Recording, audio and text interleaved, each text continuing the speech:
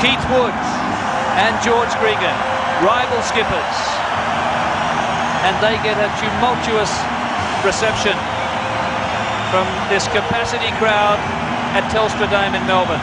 This has been the hottest ticket of the World Cup so far. It's been almost impossible to get a seat here, and the fans are reveling in the going, and as you can see, it's largely gold, but a very handsome smattering of the emerald green. Splendid scene. With me in commentary, Dan Crowley, Chris Handy and Tim Horan. What an absolute cracker it is here tonight. It's going to be an absolute beauty. The crowd bathed in gold, but there are a heap of green smattered throughout, and they will make sure that their voices are heard. It's a big occasion. Matt Cobain on the bench. He'll be yearning to get up there.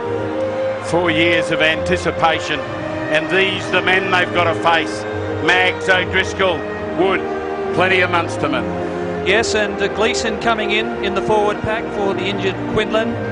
Also a record equalling 40 caps for halfback stringer Ronan O'Gara coming in for David Humphries. And the Australian lineup, well, one change to their team that started the Cup opener against Argentina. Tight head prop Ben Darwin in for Al Baxter. David Giffen back in the starting team after injuring his shoulder against the Pumas. Gregan and Larkham tonight equaling the record of 46 pairings for scrum halves, equaling Far Jones and Michael Lynott.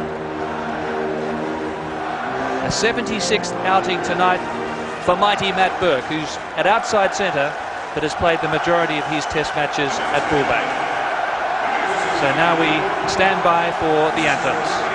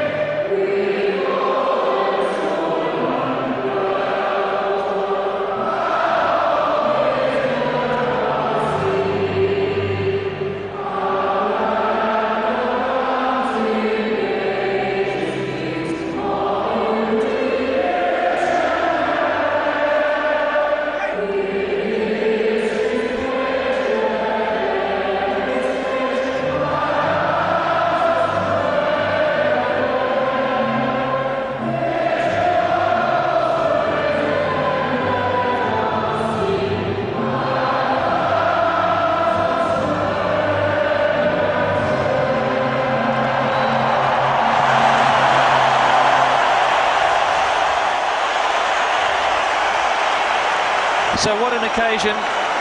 And we look at the two reserve benches. Australia with some celebrated Wallabies there, and an up and rising youngster in Matt Giddo, who really set Adelaide Oval alight last weekend. Humphries has been relegated to the reserve bench. Eric Miller came on last week at the Adelaide Oval, and Burn and Horan.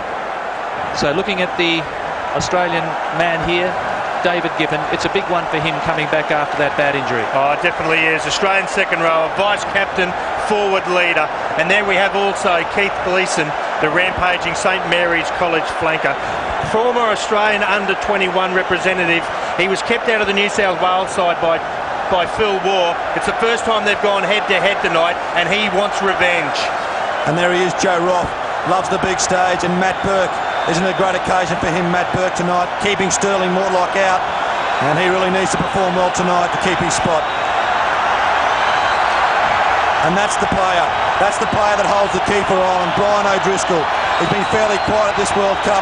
He relishes a big stage, and tonight he's got it.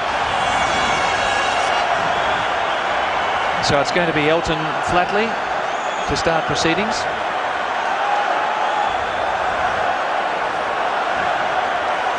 Well, you could say the English had 16 players on the field. Namibia had 16 on the field last year. And some would argue that Ireland has 16 on the field, with the man in the middle, Paddy O'Brien. But certainly on paper only. One of the outstanding referees in the game. And we are set.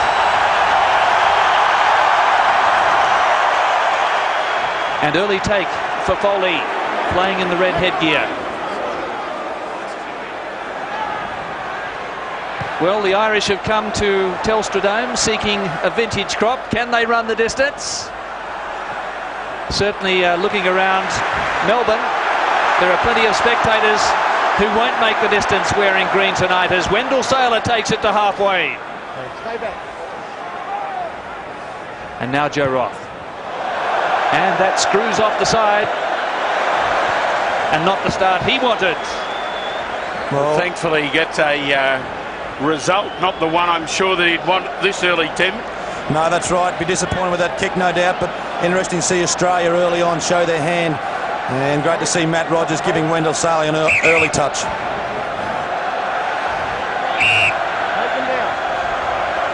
So Paul O'Connell, who's jumping at number 2 in the line out for Ireland, opposed to David Giffen. Just confusing the Australians there. Keith Wood straight into Phil Warren over halfway. Now, the first priority of the tackling player is to roll away from the ball carrier. And the referees are very strict on that.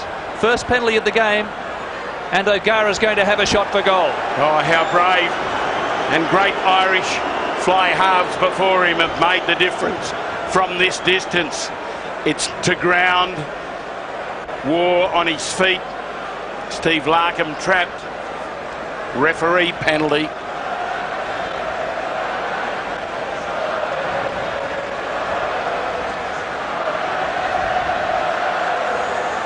Well, that's the start Ireland have wanted. They're going to throw everything, including the kitchen sink, at the Aussies early to see if they can crack them and they can break their composure. Well, what a start this would be for the Irish team. In just the 3rd minute, O'Gara from 50 metres. His distance looks just short and under the crossbar. Remember, the roof is closed. It was pouring with rain prior to the start of the game, but it has stopped outside. And the surface is truly superb. Risky move by Australia. They're not catching that ball, electing to bounce. It could have bounced back and backfired on them. O'Gara then, who just missed that penalty goal. This is Horgan, the big man from Leinster, 101 kilos. And back in Australia's half, just prematurely. O'Gara's kick's gone straight up. Rogers went high. Well, nervous time. They left the ball for Matt Rogers. They can hear the call over the top of this crowd. He soared into the air and it just bounced forward off his chest. Crouch and hold only. No, no, what? No, I want the square up, please. This critical time for both scrums. Tony Darcy, the former Wallaby, now the scrum coach of Ireland, as they come together.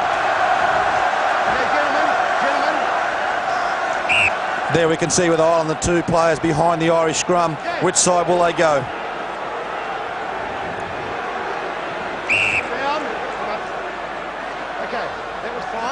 Well, we've got a couple of Wallaby front rowers sitting up in the commentary box to take us through the complexities of these engagements at the scrum.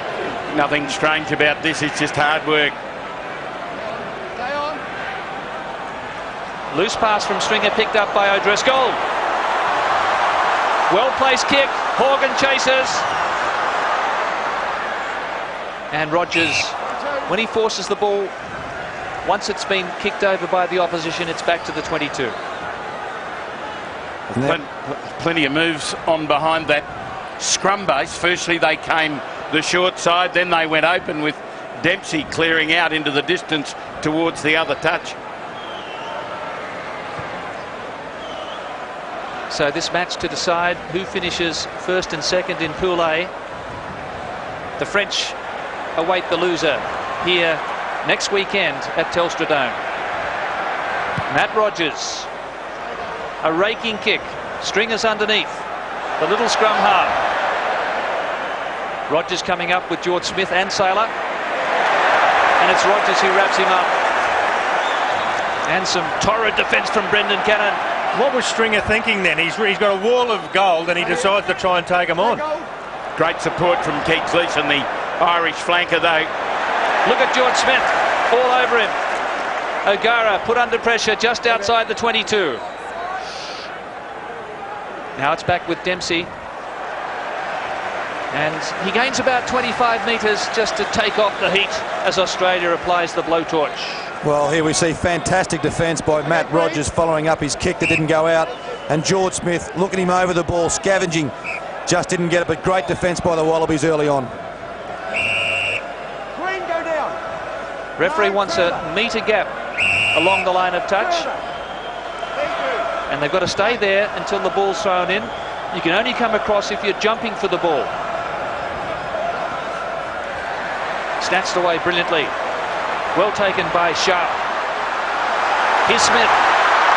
Wallaby spread it. Well, Matt Rogers knocked a couple of balls on at the Adelaide Oval in the early stages.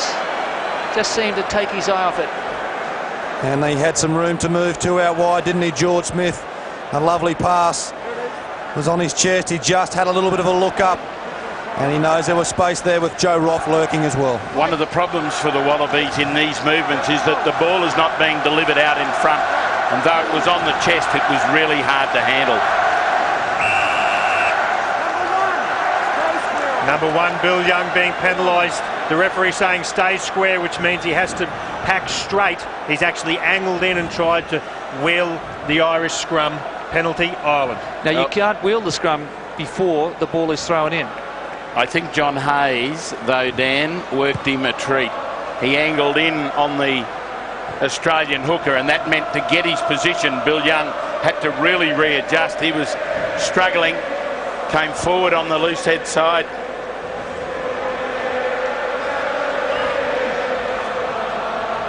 Over the back they go. That was Easterby. O'Gara. O'Driscoll gets it early and loses the ball. It's a thumping tackle there by Stephen Larkham. And also Elton Flatley in there as well. And Kevin Maggs usually takes that crash ball up early on for Ireland to set their platform. But this time they gave it to O'Driscoll. And he was hammered there by Elton Flatley with the help of Larkham over the top. Good defence. So two handling errors from each side in the early stages. George Gregan, scrum's gone down again, and just problems here for the referee. He's going to have to sort this out. He will talk about John Hayes there, and again John Hayes being very crafty. In that particular scrum, he's actually pulled back on Young, who made him then lose his feet and go to the ground. This is why Eddie Jones has plumped for these two props to start. They have all the tricks in the book, the green front row. They push forward, they pull back, they're upsetting. Now a penalty both sides. I'll work it out shortly. So is Paddy O'Brien just throwing the dice up in the air? Is it Russian roulette at the moment? He's fingers, rocks, paper, scissors, rock at the moment. He doesn't know what's going on. He'll just keep throwing it up there, giving it a go. Well, Paddy O'Brien, one Irish parent, one Australian parent, a New Zealander. He's evenly balanced here. He's got a few problems. He has serious issues tonight. That's David Giffen superbly. Larkham charging onto the advantage line. Great work for Sailor.